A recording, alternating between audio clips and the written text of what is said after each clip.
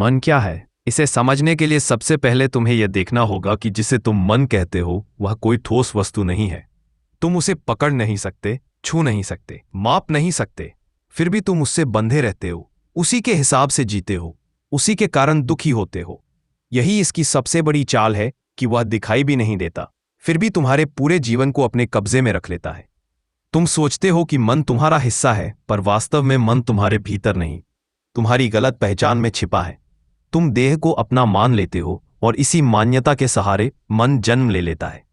जैसे ही तुम कहते हो मैं शरीर हूं, उसी क्षण मन उठ खड़ा होता है और कहता है अगर तू शरीर है तो तेरे लिए यह चिंता भी है, इच्छा भी है, यह डर भी है, यह याद भी है और यह भविष्य की कल्पना भी। मन को तुम पैदा करते हो अपनी गलत पहचान से और फिर उसी मन के फेर में पूरे जीवन उलझे रहते हो। मन मूल रूप से विचारों, स्मृतियों, कल्पनाओं, इच्छाओं, भय और उम्मीदों का एक लगातार चलता हुआ प्रवाह है। एक लहर जाती है, दूसरी आती है, यह नदी कभी रुकती नहीं। तुम कहते हो कि मन बहुत शक्तिशाली है, बस इस वजह से कि तुम उसे देख ना लो, क्योंकि जिस क्षण तुम मन को साफ साफ देख लेते हो उसी क्षण वह भस्म हो जाता है। मन तुम्हें दुखी इसलिए नहीं करता कि वह बुरा है, बल्कि इसलिए कि तुम उसे सच मान लेते हो। तुम हर विचार को ऐसा समझते हो जैसे वह तुम्हारी अपनी आवाज है। जैसे ही मन कहता है तुम कमजोर हो, तुम मान लेते हो। जैसे ही मन कहता है यह तुम्हारे साथ गलत हुआ है, तुम उसके साथ बहने लगते हो। जैसे ही मन कहता है तुम्हें यह चाहिए, तुम उसका गुलाम बन जाते हो। उसकी हर मांग को तुम अपना ही आदेश समझ लेते हो और यही भ्रम तुम्हें जीवन भर परेशान करता है। मन केवल सुझाव देता है, तुम अनुमति देते हो। मन दिशा दिखाता है, तुम उस दिशा में चल पड़ते हो। मन तुम्हें डराता है, तुम उसे सच मानकर कांपने लगते हो। मन तुम्हें खो देता है, तुम कहते हो मैं खो गया। और इस तरह तुम उस चीज के हाथों कैदी बन जाते हो जिसका कोई वास्तविक अस्तित्व तुम्हारे भीतर है ही नहीं। मन की सबसे बड़ी चाल यह है कि वह तुम्हारे दुख को भी तुम्हारी पहचान बना देता है। वह कहता है कि यह दुख मेरा है, यह समस्या मेरी है। तुम कहने लगते हो कि मेरा मन दुखी है। तुम्हें यह एहसास ही नहीं रहता कि दुख मन का है, तुम्हारा नहीं। मन बदलता है, तुम नहीं बदलते। मन उदास होता है, तुम नहीं होते। मन खुश होता है, तुम नहीं होते। मन डूबता है, तुम नहीं डूबते। तुम तो वही हो जो यह सब होते हुए देख रहा है, लेकिन तुम देखने वाले से जुड़ने की बजाय देखी जाने वाली चीज से चिपक जाते हो। तुम अपने आप को कुछ ऐसा मान लेते हो जो तुम हो ही नहीं। यही अज्ञान का मूल है। मन को समझने का सबसे आसान तरीका यही है कि तुम ध्यान दो कि यह हमेशा तुम्हें कहानी सुनाता रहता है। हर स्थिति में मन कोई ना कोई कहानी बना देता है। कोई तुमसे कुछ कह दे, मन कहानी बनाएगा कि उसने तुम्हें नीचा दिखाया। तुम कहीं असफल हो जाओ, मन कहानी बनाएगा कि तुम हमेशा ऐसे ही रहते हो। तुम कहीं सफल हो जाओ, मन कहानी बनाएगा कि तुम्हें और भी चाहिए। मन तुम्हें कभी शांत नहीं रहने देता, क्योंकि शांत होने पर उसका खेल खत्म हो जाएगा। मन अपने जीवित रहने के लिए तुम्हें असंतोष में रखना चाहता है। यह चाल वह बहुत महीन तरीके से चलता है। तुम सोच भी नहीं पाते कि यह आवाज मन की है या तुम्हारी। और यही सबसे बड़ा भ्रम है। मन क्या है? इसका सच्चा उत्तर है कि मन एक दिखने वाला सपना है। जो तुम हो वह सपने से परे है। तुम साक्षी हो, चेतना हो, वो जो मन को उठते और गिरते देखता रहता है। मन आकाश में उठते बादलों जैसा है। वो घना हो सकता है, डरावना हो सकता है, तेजी से बदल सकता है, लेकिन आकाश को कभी छू नहीं सकता। तुम आकाश हो, मन बादल है, पर तुम बादल को ही अपना घर बना लेते हो। और जब वह टूटता है, बरसता है, बदलता है, तुम भी टूटते हो, बरसते हो, बदलते हो। तुम्हारा दर्द यही है, तुम अपनी असली जगह भूल चुके हो। मन को समझने का अर्थ यह बिल्कुल नहीं कि तुम मन को बदलने की कोशिश करो। मन को सुधारना, ठीक करना, नियंत्रित करना सब बेकार है, क्योंकि जिस चीज का अस्तित्व ही गलत पहचान पर आधारित है, उसे ठीक करने में कितनी भी कोशिश करो, उसका परिणाम भ्रम ही रहेगा। मन को समझने का मतलब सिर्फ इतना है कि तुम देख लो कि वह तुम नहीं हो, और जैसे ही यह सरल सी बात भीतर उतरती है, तुम उससे मुक्त हो जाते हो। मन उठता रहेगा, गिरता रहेगा, चलता रहेगा, लेकिन तुम उससे प्रभावित नहीं होंगे। वह तुम्हारे लिए उतना ही महत्व रखेगा जितना एक चलचित्र की कहानी का दिखता है, पर तुम्हें छू नहीं सकता। मन क्या है? इसका उत्तर जितना सरल है उतना ही कठिन लगता है, क्योंकि तुम अपने पूरे जीवन से इसके साथ जुड़े हुए हो। लेकिन याद रखना, मन कोई असली सत्ता नहीं है। वह सिर्फ उस पल तक है जब तक तुम उसे सच समझते हो। जैसे ही तुम साक्षी बनकर उसे देखते हो, मन अपनी सारी शक्ति खो देता है। तुम पहली बार अनुभव करते हो कि मन तुम्हारा मालिक नहीं था, तुम ही मालिक थे, पर भूल गए थे। यही भूल ही बंधन है, और इसी भूल का देख लिया जाना मुक्ति है। मन की चाल कैसे चलती है, यह समझने के लिए तुम्हें यह देखना पड़ेगा कि मन तुम्हें सीधे धोखा नहीं देता। वह तुम्हें धीरे धीरे बहुत महीन तरीके से अपनी पकड़ में लेता है। वह तुम्हें जोर से नहीं पकड़ता, वह तुम्हें तुम्हारे अपने ही विचारों के जरिए पकड़ता है। उसकी सबसे बड़ी शक्ति यही है कि वह तुम्हें यह विश्वास दिला देता है कि उसकी आवाज ही तुम्हारी आवाज है। तुम्हें लगता है कि तुम सोच रहे हो, जबकि सोचने वाला तुम नहीं, मन है। तुम कहते हो कि मैंने सोचा, पर असल में तुमने कुछ नहीं सोचा। विचार अपने आप उठे और तुमने उन्हें खुद का निर्णय मान लिया।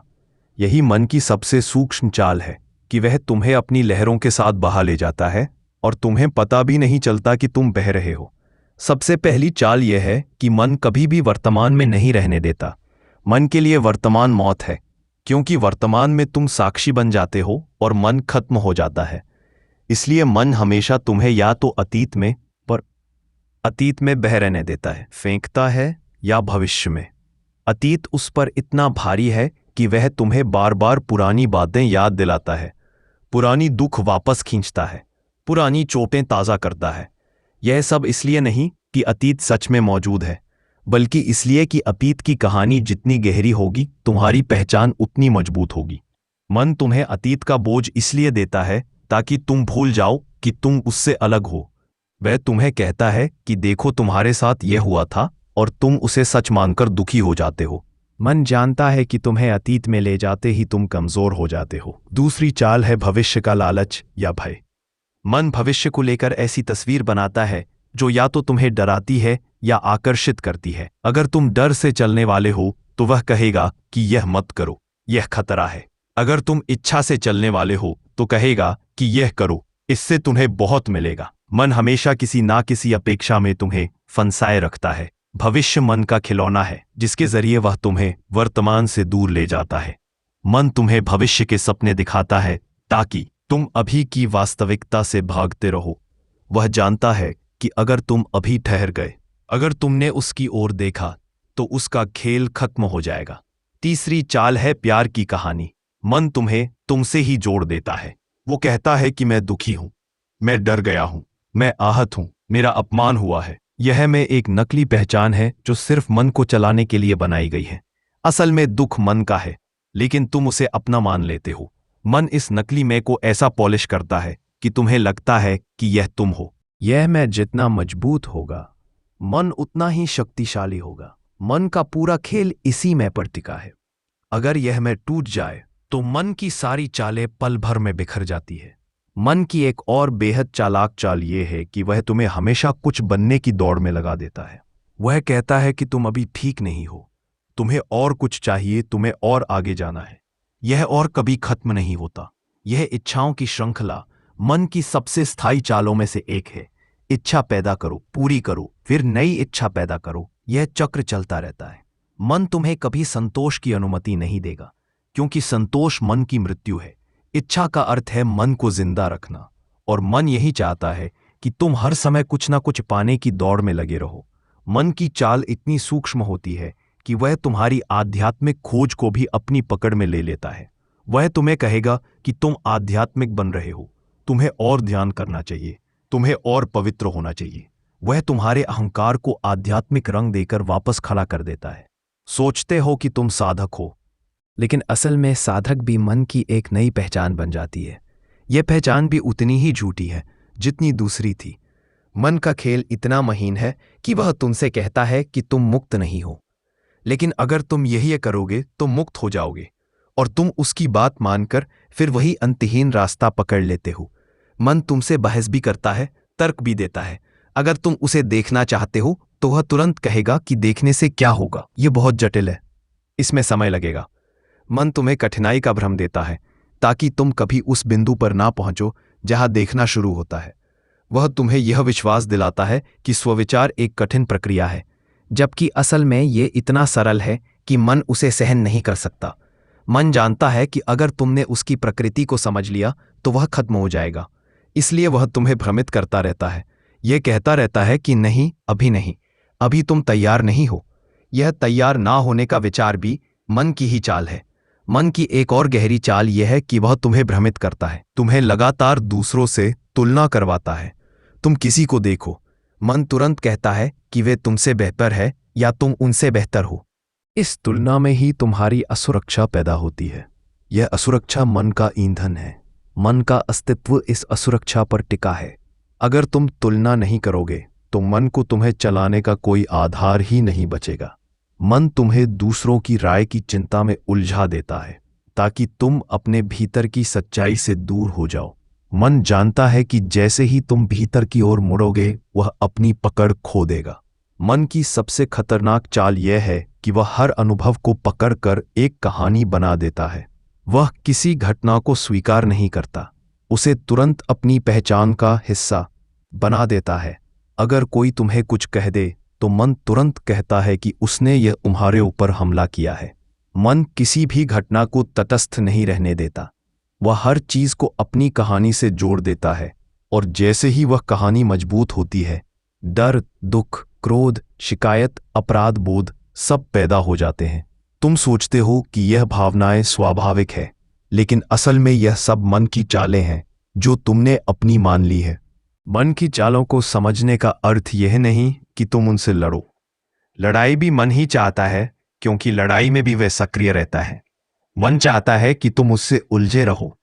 मन की सबसे बड़ी चाल यह है कि वह तुम्हें सोच में उलझा कर रखता है ताकि तुम देख ना सको।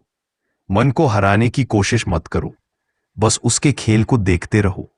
देखना ही उसकी मौत है। मन तुम पर तभी हावी है जब तुम उसे सच मानते हो। जिस क्षण तुम यह देख लेते हो कि मन सिर्फ एक आदत है, एक प्रवाह है, एक उठता गिरता धुआं है, उसी क्षण उसका खेल टूटने लगता है। मनचाले चलते रहते हैं, पर तुम पहले जैसे प्रभावित नहीं होते। तुम पहली बार महसूस करते हो कि उसके छल का असर तुम पर नहीं हो रहा। मन का असली खेल यही है कि वह तुम्हें स्वयं से दूर रखता है। वह तुम्हें हर दिशा में लेकर जाता है, बस उस जगह नहीं जहां तुम हो। वह तुम्हें कहानियों में फंसाए रखता है ताकि तुम साक्षी की ओर ना मुड़ो, क्योंकि साक्षी की ओर मुड़ते ही मन टूट जाता है। जब तुम समझ जाते हो कि मन कैसे चलता है तो तुम उसके जाल में नहीं फंसते। मन का खेल समझते ही मन खेलना बंद कर देता है और उसी क्षण स्वतंत्रता की शुरुआत होती है। मुक्ति कैसे होती है, यह समझने के लिए तुम्हें किसी कठिन अभ्यास, किसी विशेष साधना या किसी लंबे मार्ग की जरूरत नहीं है। मुक्ति उसी क्षण होती है जब तुम मन को उसी रूप में देख लेते हो जैसा वह है। मन को बदलने की कोशिश मत करो, उसे नियंत्रित करने की कोशिश मत करो, उसे शांत करने की कोशिश मत करो। तुमने जितनी भी कोशिशें की है वे सब मन को और मजबूत करती है, क्योंकि मन को हराने की कोई भी कोशिश मन को ही केंद्र में रखकर की जाती है। मन को हराने का एक ही तरीका है, उसे साफ साफ देख लो। जब तुम मन को देखते हो तब पहली बार तुम स्वयं को मन से अलग अनुभव करते हो। यही वह स्थान है जहां से मुक्ति शुरू होती है। मन को देखना कोई तकनीक नहीं है, यह कोई क्रिया नहीं है। यह एक साधारण सी बात है कि तुम एक कदम पीछे हटकर यह देखो कि विचार अपने आप उठ रहे हैं। तुम नहीं उठा रहे हो, तुम देखने वाले हो, विचार उठते देखने वाले। जब तुम यह देखते हो कि मन चल रहा है और तुम उससे अलग हो तो तुम्हारे भीतर एक स्पष्टता पैदा होती है कि मन की गति तुम्हारी गति नहीं है। मन का उठना गिरना तुम्हारा उठना गिरना नहीं है। तुम वो नहीं हो जिसकी सोच बदलती है, तुम वो हो जो सोच को देखता है।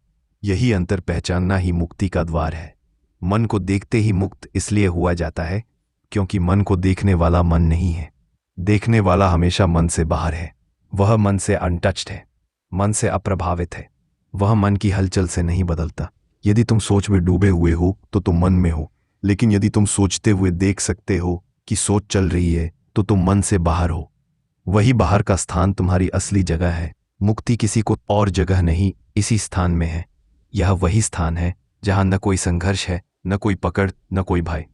जब तुम इस साक्षी स्थान में ठहर जाते हो तो मन की सारी गतिविधियां सिर्फ आती जाती लहरों जैसी प्रतीत होती हैं। वे उठती हैं, खेलती हैं और शांत हो जाती हैं, पर तुम उसी अचल आकाश की तरह स्थिर बने रहते हो। यही स्थिरता तुम्हारा असली स्वरूप है, यही शांति असली मुक्ति है।